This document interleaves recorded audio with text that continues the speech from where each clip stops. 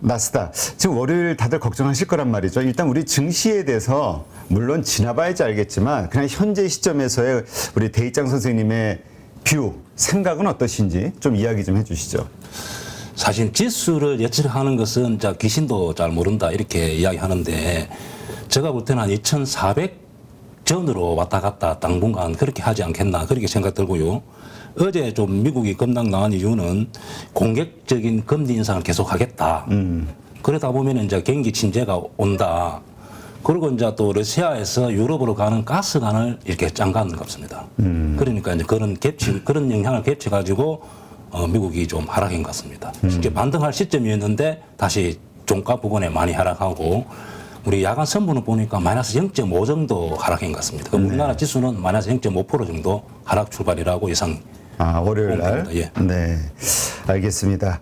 자, 그러나 어쨌건 지금 이런 장세에서도 우리가 종목장이라고 이야기 하잖아요. 예. 종목별로는 또 불을 뿜는 경우들이 많으니까, 일단 그런 종목에 대해서도 한번 좀 이야기 나누고, 그 다음에 우리 가족분들이 가지고 있는 고민에 대해서 한번 이야기를 나누겠습니다. 제가 그때 카톡으로 방송 중에 아침 라이브 방송 중에 좀 질문을 드렸던 게 두산에너빌리티 이게 그 블락들이 25,550원인가에 딱 되면서 이게 상당히 공매도책 자리가 아닐까라는 생각이 들어서 그런 이야기들이 좀 있어서 그 문자를 드렸는데 물론 깊이 생각하진 않으셨지만 공매도는 안 될 것 같다 말씀하셨는데 공매도가 확 들어왔어요. 예, 이제 제가 판단할 때는 여기 일자별에 보면은 기관이나 외국인이 많이 매수를 했기 때문에 보통 이제 그렇게 많이 매수한 종목들은 하락이 잘 안 옵니다. 여기 보면은 네, 차트 한번 밑에 보죠. 보면은 차트 한번 보겠습니다. 일자별 보면은 여기 보면은 제가 판단을 그렇게 한 이유는 이 저점에서 기관이나 외국인이 많이 매수했기 때문에 저는 이렇게 하락하면은 더 추가 매수할 줄 알았는데 지금 기관이나 외국인이 매도로 한 거죠. 왜 이제 이유는 왜 블록딜 하는 게 좀 이상하다. 자, 이래서 기관이나 외국인들이 기분 나쁘다. 이런 뜻으로 지금 양매도가 노는 바람에 지금 하락한 것 같고요. 제가 이제 저도 초기에 매수를 들어가 가지고 하락할 때 여기서 저는 손절했습니다. 여기서. 저 같은 경우는 여기서 전일 저점을 깰 때 사셨다가 여기서 저는 여기서 손절했습니다. 왜냐하면 이 저점을 지지가 깨진다는 것은 하락이라고 판단한 거거든요. 지금은 추가 밀릴 가능성 별로 없고 한 요 정도 선에서 지지되지 않을까 그렇게 지금 판단하고 있습니다.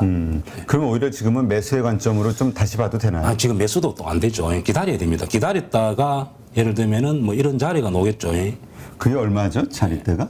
지금 현재 29,000원인데 이런 자리가 좀 기간 조정 거치 후에 추세를 보고 기간이나 외국 추세를 보고 며칠 횡보하는 걸 보고 당분간 한 기간 조정이 거쳐야 됩니다. 매수 타이밍은. 알겠습니다. 아까 가족분 중에 두산에너빌리티 말씀하셨는데 근데 하여튼 저 고점에서 이게 갑자기 블록딜 뉴스가 나오면서 급락을 했기 때문에 대응을 못하고 그냥 들고 있는 분들이 있거든요. 근데 이제 그런 분들은 장기적으로는 저는 약간 위로 갈 거라 그렇게 생각합니다. 왜냐하면은 밑에서 기관이나 외국인이 많은 수량을 매수했기 때문에 약간 매도가 나오고 좀 행보하다가 위로 가지 않겠나. 왜냐하면 정책주고 두 번 자력이 앞으로 또 건설된다 하니까 또 외국의 수주도 이런 또 하고 해서 좀 저는 좋게 보고 있습니다. 네. 근데 그 신용 상태 보니까 그날 보니까 공매도가 몇 8월 31일 날은 118만 주, 그 다음 날은 71만 주, 어제는 65만 주. 그냥 공매도가 그냥 수량이 새로 잔고구나. 그렇죠. 69만 주. 새로 그냥 착착 들어오더라고요. 비중이 그래서 공매도 비중이 1%도 안 되다가 지금 7%로 확 튀어올랐어요. 이 공매도 관점에서 이거 청산은 언제쯤 할까요? 이 청산한다는 건 또 살 수밖에 없으니까 수급이 확 들어온다는 얘기잖아요. 보통 이제 공매도 수량이 늘어나면은 주가가 이게 빠지는 것 같지만은 또 그렇지는 않습니다. 그렇게 주가에 영향을 공매도를 수량이 늘어나더라도 주가에는 그렇게 큰 영향을 미치지는 않습니다. 그래요? 네. 어떤 이유로요? 보통 이제 제가 공매도를 하면서 처음에는 공매도 물량을 체크를 하면서 제가 해봤는데 그 체크를 하도 그렇게 일정한 패턴이 없어가지고 저는 이제 공매도 물량을 보지는 않습니다. 그래서 큰 영향을 없는 걸로 제가 이제 공부해본 결과 그렇게 나타났습니다. 네, 알겠습니다. 하여튼 들고 있으신 분들은 조금 힘든 시간이 되겠지만 어차피 손절 라인을 놓치신 분들은 네, 조금 버티시면 네, 다시 또 긍정적인 뷰를 가지고 계시니까 자, 잘 견디시기 바랍니다. 자, 아까 보니까 국순당 얘기하신 것 같은데 잠시만요. 이제 국순당 이제 현재 보면은 이제 이런 차트 같은 경우는 약간 실적이 지금 좀 나빠지고 있는 것 같습니다. 그럼 전체 흐름 자체가 이렇게 하락으로 가고 있죠.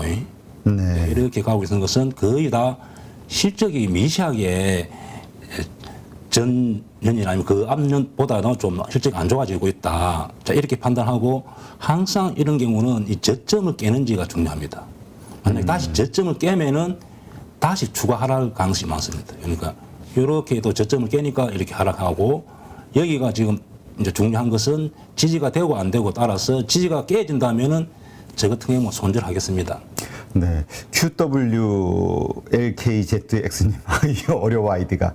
국선당이 지금 9,000원 15% 비중이시라는데 9,000원 가격에 사셨대요. 예. 일단 좀 여기를 깨고 내려간다면 손절하고 여기를 안 깬다면은 약간 그 본전 근처에 수익 날 가능성이 많습니다. 아, 본전. 예. 그렇다면 그 깨는 지지선이 얼마죠? 얼마 정도로 봐야 되죠? 이제 8,000원 정도. 8,000원을 깨면. 예, 추가 하락이라 봐야 되죠.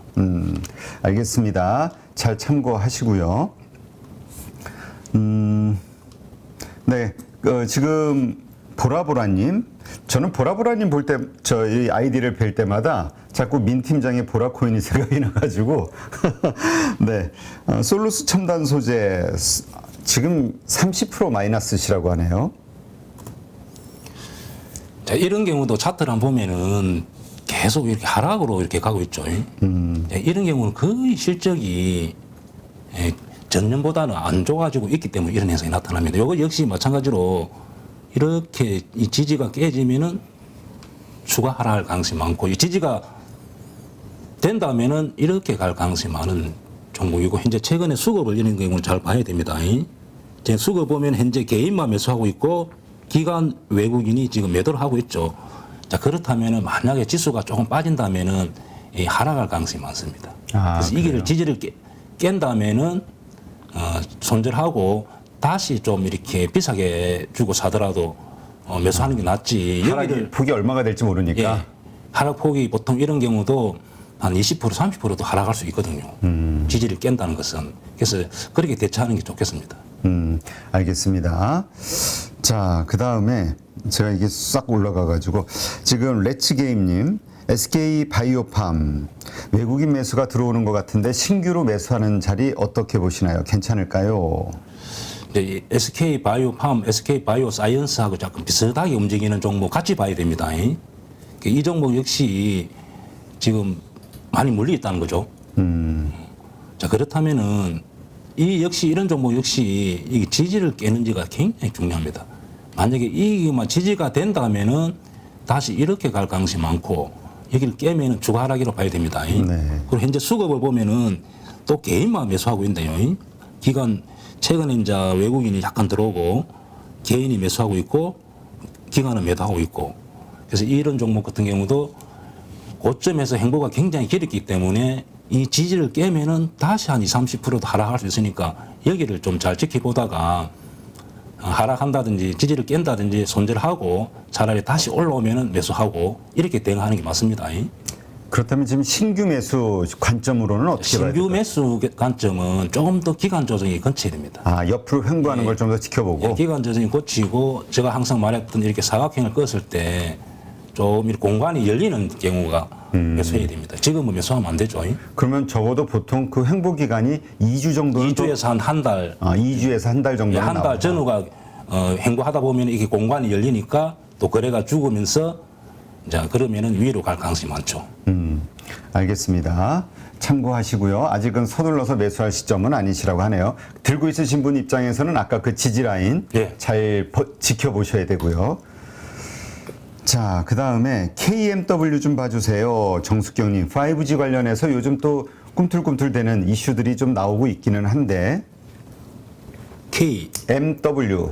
KMW. 예. 영어로 K. 예, 영어로 KMW. M. W.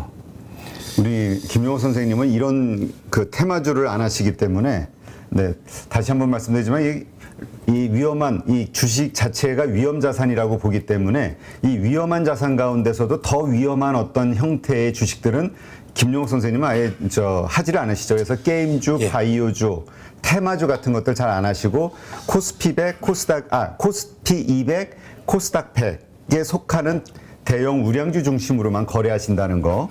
네. 그거를 이해하시기 바랍니다. 자, KMW 한번 봐주시죠. 이제 5G 이제 옛날에 저도 이거 매매를 많이 해보고 연구를 많이 해봤는데 네. 이제 이 종목 5G 특징이 뭐냐면은 우리가 자동차 부품은 한번 납품을 하기 시작하면은 계속 납품합니다. 기차 전지도 마찬가지고. 근데 이 특징이 안테나 세우고 부품이 들어가면은 연속성이 없어요. 그래서 저는 5G를 안 하는 게 좋다. 아, 왜냐하면 5G는? 일회성 납품이 많다는 거죠. 그 최근에 이제 실적이 좀 좋아지고 또 뭐 사우디 무슨 네오시티 뭐 이런 네옴시티. 그런 테마 약간 그런 이유로 이렇게 단기에는 급등했는데 저는 보유자는 매도로 대응하는 게 맞다고 생각합니다. 왜냐하면 다른 종목도 지금 5G가 최근에 많이 올랐는데 한번 안테나라든지 일회성 납품하고 나면은 연속성이 없더라. 그래서 이런 종목 보면은 주봉이나 월봉 보세요. 이렇게 계속 흘러내는 이유가 연속성이 없는 납품을 하고 있다. 그래서 안 하는 게 맞습니다. 5G는. 그래서 적당히 물렸다 하더라도 상승하면은 고점에서 정리하고 노는 것이 맞다. 반등했을 때. 예, 이게 성장성이 없는 테마다. 그렇게 네. 보여집니다. 알겠습니다. 그러니까 지금 기대감은 지금 미국의 통신 업체들에게서 이제 뭔가 수주가 나오지 않겠냐. 예. 이거에 대한 기대감으로 지금 슬금슬금 올라가고 있는데 이럴 때 그냥 정리하자. 예, 맞습니다. 예. 아, 알겠습니다. 참고하시고요. 네, 항상 드리는 말씀이지만 100% 우리 김용옥 선생님의 말씀을 믿으시면 안 되고요. 우리의 모토는 뭡니까? 의심하고 의심하고 또 의심하자. 그러니까 우리 김용옥 대입장 선생님이 이런 이유로 안 좋게 보신다고 했을 때 또 다른 그러니까 팩트 체크를 하셔야죠. 실제로 이게 일회성 예, 그 장비 납품으로 끝나는 아이템인지 그리고 실제로 앞으로의 그 매출 전망에 대한 팩트 그 요소들이 뭐가 있는지 확인해 보시고 그 다음에 최종 결정하시기 바랍니다. 자, 네잎클로버님 대한전선 부탁합니다. 대한전선은 잘 상승하고 있다가 이렇게 급락한 이유는 뭐 그 호반건설 대주적으로 호반건설일 겁니다. 한번 봅시다. 여기 호반건설이 요새 맞아요. 조금 이슈가 대주주가 호반건설인데 네, 기관하고 외국인 사고 있다가 호반건설이 뭐 재무조사 들어갔다. 그렇죠. 야, 그런 이유로 그럼 호반건설이 있었으면은 호반건설을 하락할 건데 이제 대신으로 이제 이 친구가 이제 뜯을 맞은 거죠. 자, 그렇다면 현재 보면은 최근에 보면은 기관이나 외국인이 사실은 매수를 많이 하고 있기 때문에 이런 이유로 이제 급락이 나왔기 때문에 매도할 필요는 없죠. 그래서 제가 볼 때는 보유하고 있다면 좀 기다리는 게 맞다. 기다렸다 반등을 이용해서 매도하는 게 맞다. 반등이라고 했을 그리고 제가 실적도 좀 좋아지고 있습니다. 아, 대한전선이? 작년 올해보다는 작년보다 올해가 좀 실적이 좋아지고 있더라고요. 그렇다면 그 반등한다고 했을 때 그 반등 생각하시는 예. 그 금액대가 어느 정도 가격대가 오면은 아, 이 정도 반등해서 매도해야 돼라고 생각하시는 거죠? 이제 예를 들면은 여기까지는 자연스럽게 기관이나 외국인이 매수를 했고 그런 이슈로 급락했기 때문에 여기까지는 올 수 있는 정고점 여기 최근 정고점. 예, 실적이 뒷받침 된다면 위로 더 갈 수 있겠죠. 알겠습니다. 참고하시고요. 영석킴님, 덴티움 어떤가요? 덴티움. 요즘 오스템 임플란트하고 이 임플란트 관련주들 네, 흐름이 예, 좋았는데 이제 요 이빨 뭐 치료하고 뭐 이런데 뭐 부품 들어가고 이러는데 현재 오스탄 임플란트는 지금 잘 가고 있고요. 네. 이것도 이제 이런 경우도 수급을 잘 봐야 됩니다. 시총이 굉장히 크기 때문에 시총이 현재 9천억. 예, 이런 종목 같은 경우는 개인보다는 실적에 따라서 기관이나 외국인이 추이를 보고 매수하는 게 맞습니다. 현재 보면은 기관하고 외국인이 계속 매수가 들어오고 있죠. 만약 보유라면은 좀 가지고 있는 것도 괜찮을 것 같고 약간 조정이 온다면은 매수도 해볼 수 있는 종목 같습니다. 현재 보면. 아, 그래요? 알겠습니다. 참고하시고요. 하여튼 요새 뭐 상승 추세에, 그러니까 상승하고 있는 종목들은 또 이유가 있는 거죠. 또 기관이 사고 있거나. 예. 더존 비즈온, 돼지토끼님, 더존 비즈온. 외국인 보유가 50%에서 25%로 하락했다고 하네요. 비율이. 보통 이제 이 차트를 보면은 이렇게 주봉, 일봉 이렇게 계속 하락하는 종목은 거의 실적이 점점 안 좋아지고 있는 회사입니다. 자, 이렇다면은 이제 장기적으로 뭐 좋아진다 안 좋아진다 이렇게 판단이 안 쓰면은 이제 기관이나 외국인 수급을 보는 게 제일 중요합니다. 그럼 현재 보면 기관이나 외국인들은 계속 매도가 지금 나오고 있거든요. 그렇다면은 이런 종목 같은 경우도 만약에 이런 지지가 깨진다면은 또 추가 하락으로 20% 30%도 하락할 수 있습니다. 왜냐하면 실적이 뒷받침 안 되기 때문에 지금 현재 보유가 하고 있다면은 이제 이 정도에서 거래량이 좀 죽고 만약 기관이나 외국인 매수가 좀 들어오는 시점이 파악이 된다면은 좀 무타기도 가능할 것 같습니다. 무타기해서 좀 반등을 이용해서 이렇게 매도하는 게 좋겠습니다. 네, 알겠습니다. 아까 저희 현대모비스 했나요? 현대모비스? 네, 현대모비스 한번 봐주시죠. 예. 지금 사실 물리신 분들이 상당히 많이 있어요. 자동차 쪽 이게. 근데 지금 좀 조정을 받고 있고 다시 반등하는 모습을 보이는 지금 더 가져가야 될까요? 아니면 어떻게 해야 될까요? 이런 얘기인데. 자, 현대모비스 같은 경우는 현대차, 기아차에 이렇게 많은 납품하고 있죠. 네. 그러니까 우리 현대차, 기아차가 지금 보면은 잘 가고 있잖아요. 현대차도 지금 상승하고 있고 미국에 약간 그 뭐 전기차 이런 게 문제가 있지만은 그래도 잘 가고 있다면은 현대모비스 같은 경우는 그냥 저는 장기적으로 가져가는 게 맞다 이렇게 생각됩니다. 네. 우리 뭐 32만 5천 원. 그럼 뭐 거의 한참 고점에 올리신 분도 있네요. 예, 장기적으로 그냥 이런 가져간다. 그러나 그런 경우는 예. 알겠습니다. 아유, 대박준이님은 비중이 더군다나 50% 32만 5천 원에 답답하시겠네요. 어쨌건 그냥 들고 가자. 예. 그냥 장기 투자로 보셔야겠네요. 네. 그 다음에 MJ님, 이녹스 첨단 소재가 지금 강남자리 아닌가요? 라고 질문을 주셨어요. 이 강남기법을 사람들이 많이 하고 또 결과가 좋으니까 이렇게 많이 따라하는 것 같습니다. 네, 많이들 이제 요새 이렇게 그림을 그리는 것 같아요. 왜냐하면 제가 주식을 한 20몇 년 하면서 차트를 한 몇억 번 봤거든요. 그래서 강남 자리와 신고가 근처에서만 확률이 높지 애매한 중간 자리는 사실은 성률이 확 떨어집니다. 네. 그래서 지금 현재 이제 이런 경우는 지지가 되고 강남 그 차트를 만들었죠. 그럼 이제 이런 경우는 실적을 잘 봐야 됩니다.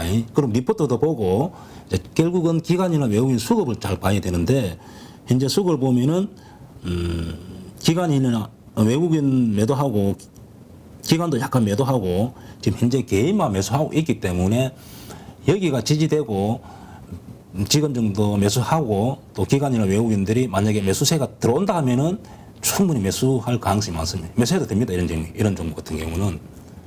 그래서 약간 강남 비슷한 모양을 만들었기 때문에 매수도 가능하다. 그렇게 이제 판단했습니다. 이 종목.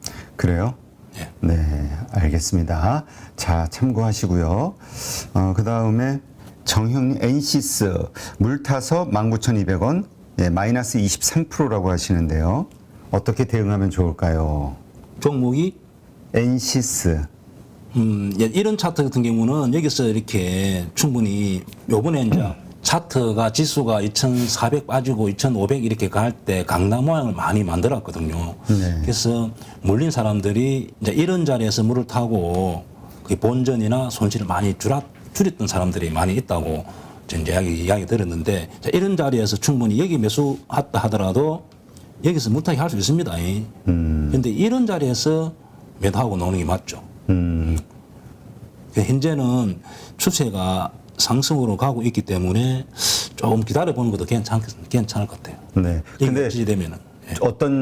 그러나 추세가 만약에 망가진다 그러면은 안 되는 거죠. 물타기 된 부분만 좀 정리하는 것도 괜찮죠. 물타기 한 부분만. 예. 알겠습니다. 참고하시고요.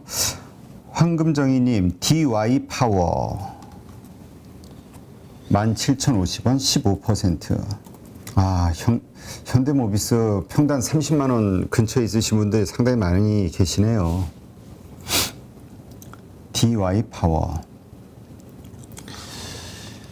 이제 이 종목 같은 경우도 여기가 지지되고 있기 때문에 예, 여기가 강하게 지지가 되고 있기 때문에 여기만 안 무너진다면은 또 소행주고 또 이 테마로 한 번씩 이렇게 엮여서 좀 급등하는 종목 같아요. 그러면은 이렇게 위로 갈 수 있으니까 여기가 지지되는지 좀 확인하고 만약에 거래가 죽으면서 여기가 제가 말했던 강남 모양이 만들어진다면은 한 번 정도 물타기 일부 해서 반등이 놓으면은 빠져놓는 게 좋겠습니다. 아, 어디서요? 요 정도에 그 정도 가격이면 얼마죠? 14,000원? 14,000원 정도 반등했을 때 그냥 매도하자. 예. 자, 이런 경우도 실적이 안 따라주고 있을 겁니다. 알겠습니다. 누구나 1시간 안에 200개 종목에서 좋은 종목을 고를 수 있는 그런 능력을 배양할 수 있도록 제가 도와드리려고 그렇게 하고 있습니다.